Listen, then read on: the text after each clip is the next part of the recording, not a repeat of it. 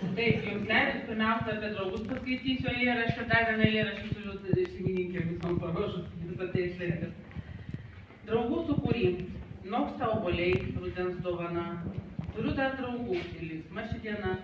Sultis spaudė ruduo, turiu dar draugų, ir neskauda žaizdų, pavasarės širdžių.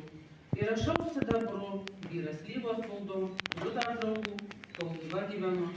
Jei įpūstų šiaurys ir padirstų žvaigždė, kol turiu dar draugų, neprapulsiu keliai.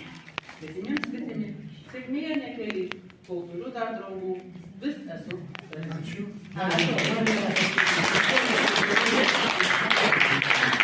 Kadangi artėja šventės, prašau kalbėti stovi.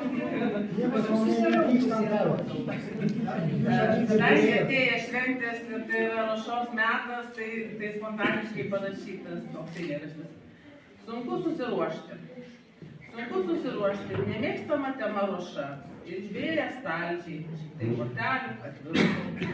Bet vienoje lapelio pusėje maža žinutė, be žodžių, nupiešta širdutė, namų tvarka ne Valentinas ir virtuvė prisilokinas, tarp 1000 dienų pilkų, tik vieną šią staiga namų, tarp atvirukų ir kortelių, kažkokių švenčių ir taškelių, lapelėje maža širdutė, nupiešta raudonai meilės žinutė.